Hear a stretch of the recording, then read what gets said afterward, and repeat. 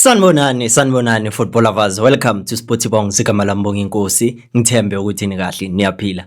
Ngaphambi kokuthi ngiqale, please cela ningisize ngento eyodwa. Ningakhohlwa ukulike no subscribe to the channel if awukaka subscribe. Kodwa uma subscribeile, cela ungisize nje uthi like on the video. Kungawenza omkhulu umehluko futhi ngingabonga kakhulu. Danko. As sometimes I think ukuthi we are being unreasonable, especially to our players. When we criticize players, it should be a positive, constructive criticism. Not criticism just because you are able to criticize.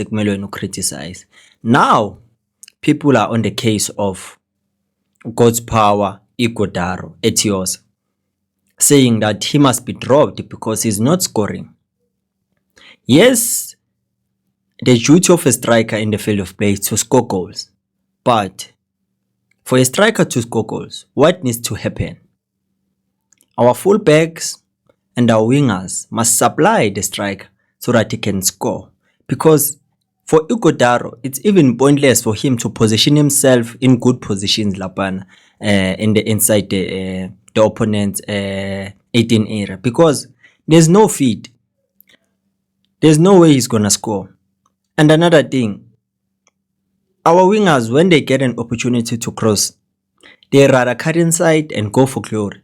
And that thing, it does demoralize their strikers, because it seems like now they have to try to get themselves involved in the game. Not only by scoring, but making sure with their hold up play, it is good. They drop deep to collect the ball while neglecting spaces behind them, whereby they can exploit those spaces. But it becomes difficult because if they drop deep, they have to start again in order to prepare themselves for a counter-attack, and that it is demanding from our strikers. And mind you, Ugo's power, Etios Ighodaro, is good when it comes to protecting the ball, and it does help because achieve at some point, because we need a player that we can use as an outlet when we want to come out of a situation whereby we see we are outnumbered, but he helps us do so. But we dismiss and overlook the good things that he does for the club, because our minds are glued to the fact that if he's not scoring, he must be dropped. Now people are saying let's start to Duba Silva, it's a matter of time now he's gonna suffer the same fate, because if there's no feed, there are no goals for strikers. So ukuthi umuntu uyazabalazela man, because most of the time you can see Ugo's power, Ighodaro, he spends most of his time in our own center half, in our half, because of what? He's trying not to be a useless player in the field of play, whereby is gonna wait for balls to come to him, but he'd rather go and collect, and then at least they initiate in counter-attack. But even when he does so, it is difficult for other players with the pass, because I saw in that game versus Al Masry, there were many instances whereby they could have passed him, but they delay up until it becomes offside. And most of the time, if he didn't drop deep when he's waiting for a ball so that they can release him with the true pass, they delay, and he's always in an offside position. If he's not dead, he's always isolated. So how can a player score goals while his teammates don't understand how are they supposed to pass him? Because by delaying with a fraction of a second, it already you killed the movement, because now the player will be said that it was offside, and if it was offside, the game needs to start afresh. We have to regroup again, try to build up, and obviously he will drop deep. Naganjan, that thing, it is demanding for him a lot of energy being used, but in a way that is not effective for him and the team, because Flavio Silva scored this 4 goals because at least then he was there inside the box. But whenever Ighodaro is in the box, there's no supply, there are no crosses, and it's difficult for him, because most of our strikers, the match can end while they've registered only 1 goal attempt. Only 1 goal attempt, and nakhona kuba kuyinhlanhla if it was a shot on target. But Ighodaro, I saw against Al Masry, Ubena 1, and it was off time. I think it didn't have much sting that had goalkeeper was ukudila nayo. But most of the time, kuba difficult for him. That's why uthi before we criticize, let's put ourselves in the shoes of these players so that we can understand from their own perspective with why are they giving us the performances that they are giving us, why things are happening the way they are happening. Because now we judge players, but we also understand good to know, but there's no need for us to be criticizing this player, because here are the reasons and we understand very well. That's why ngesizulu kuyaye kushiwo ukuthi sometimes focus la iqale khona inkinga, the core of the problem. Because if you don't focus on that, uzoloku blame ezinye izinto and konakala kakhulu. That's why kuthiwa ilumba limbulala umuntu ngoba akulashwa lona. Malikuphathisa ngekhanda balapha ikhanda baye kilumba. Malikuphathisa ngeenyawo zivuvukala kugcatshwe inyawo kuye kwilumba ugcina usuyashona because abafocusanga kwinkinga. The problem is the supply. If you are not fixing that, our strikers will continue to suffer because the kind of play that we use doesn't accommodate and it won't benefit our strikers. Ugodaro, it's only a matter of time whereby he will lose a spirit, because you see what he's enjoying to play. That's why when he has the ball, he makes sure he try by all means to protect it. But ngokuhamba kwesikhathi kuzomphelela lokho because they are not playing according to his strength and angeke kube lula. Even the same Wandile Duba that they say ukuthi kumele adlale, naye uzosuffer the same fate because kumele drop a deep olanda ibhola. If akukho njalo abamphass. Ugodaro is fit, is physically strong. Okungenani, put him in a situation whereby he has to protect the ball, he has to bulldoze our defenders. In doing so, it allows our oncoming players also ukuthi bazoba ne clear view ukuthi okay makal protector kanjena uyaleya ufike uyafinisha, but they are not doing that. And the last thing it needs ukuthi ama players akwazi understand. Yes, Sereno was not there.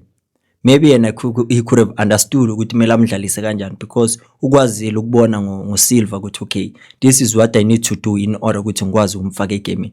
But the other players, Abomodi is off form, confidence is low. You don't understand ukuthi kahle kahle makaliphethe ibhola, what is he trying to do? Is he going to take on players? Is he going to carry inside? So you can see it becomes difficult now.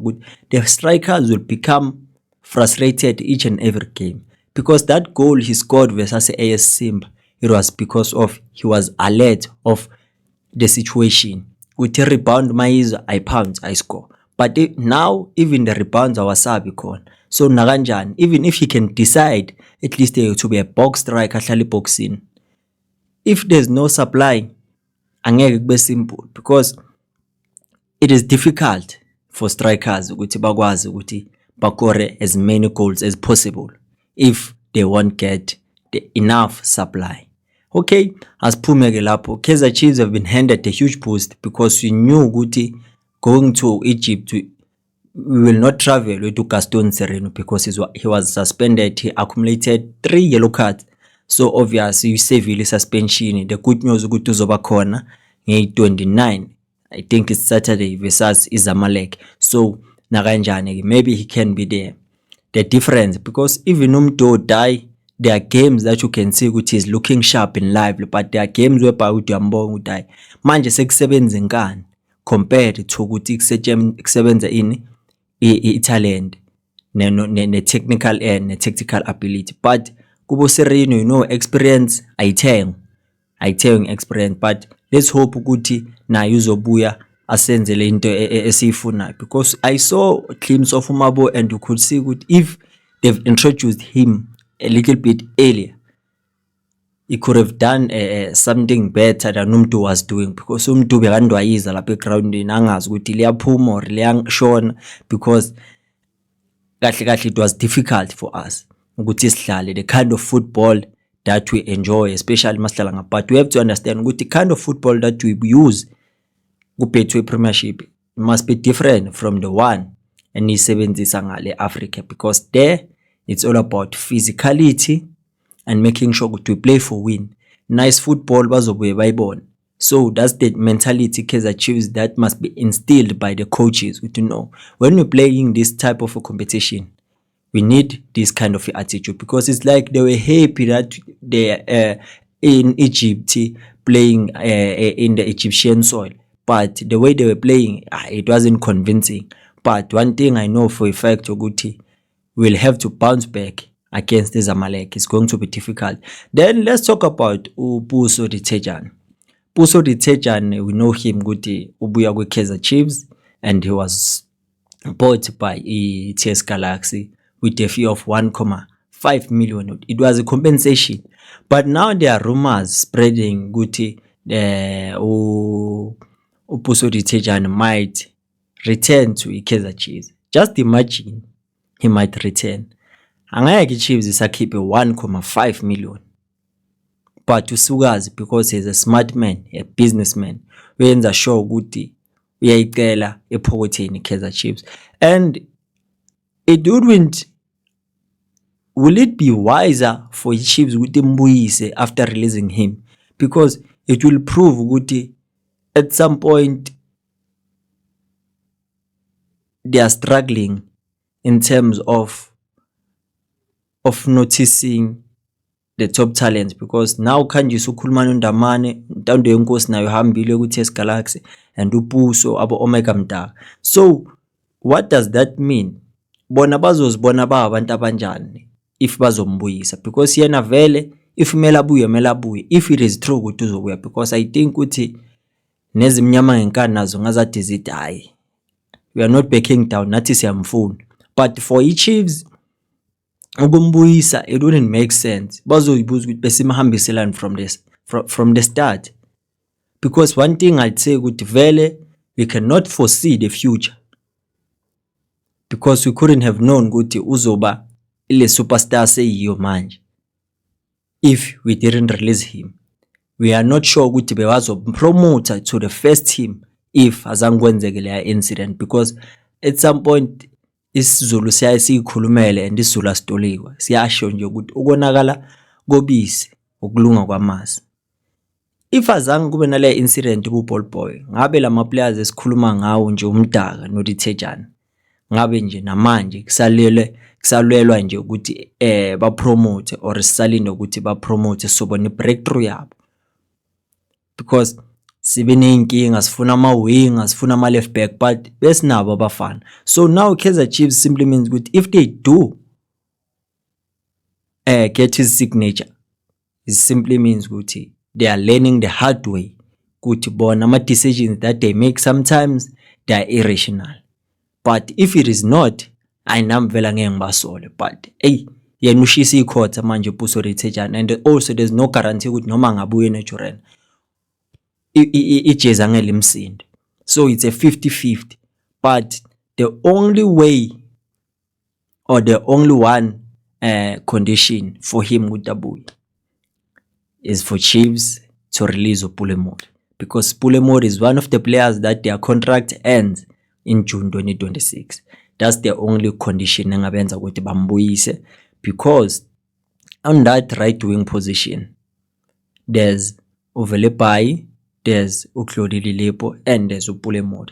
And manje uDithejana phela nakabhayizi, angeke ayozifaka ehlathini abona ukuthi no, angeke ngisibambe noma kanjani lapha, because competition is stiff. But now for uMori, if there's an opportunity, obvious bangamhambisa and then bamlethe, and then sekuzoba i-competition esesukuyobonakala ukuthi kwenzakalani. Because one thing about that competition kaVelepai noDithejana, they are the same age group, so competition izobe healthy and direct. Inkinga nje kuzoba uLilepo, because uLilepo now isingathi awasayingeni indaba yokumisa ngayo. But one thing about uPuso Dithejana, while at DDC was playing as a right back, wire kwi TS Galaxy, sometimes banokumdlala as number 10 attacking midfielder, but he's more productive playing as a left winger, because he has the ability to carry inside, can cross, he can play in both flanks. That's one thing good about him, because he's also a good passer of the ball. He can score goals for you, he can assist. While he was playing with Kosafa for South Africa, he was being played as a wing back. So for a player that is util in that way, simply means which it is a plus for Kaizer Chiefs, but only if the rumors are true. Because now I believe ukuthi it might be a good signing, but it will depend ukuthi manje masekafikile eNaturena iyozala ngomunye. Because you always praise players before they come at Naturena, masebafikile Naturena. With the very same people that were singing praises, they start bashing them, calling them cows. We are not Kaizer Chiefs material. Even by now, I love the Kaizer Chiefs, but I don't know what do they mean when they say you are not a Kaizer Chiefs material. I-Kaizer Chiefs material ikanjani? Sacela nje ning-highlighteni nje ukuthi yenjani i-Kaizer Chiefs material. Because singazathi singabaza or we overlook the hard work that these players put in order for them to be recognized by Kaizer Chiefs. Because Kaizer Chiefs hayi ukuthi isuke basayina ngoba isuke babhorekile, or maybe indaba ukuthi they don't want to spend, but akekho umuntu ongafuna nje Kaizer Chiefs just because babhorekile. But we have to understand and respect ukuthi lento abayenzile kuze baye Naturena be valid enough for sporting director sethu ukuthi simlethe eNaturena. But angazi ke lapho ke because asifani ngabantu, asiboni ngokufana. That's the beauty about ibhola. Yeah, njoba sengizovala vele engingakusho nje ukuthi no matter what noma kungenzakalani ungakhohlwa ukuthi ikhosi alipheli moya.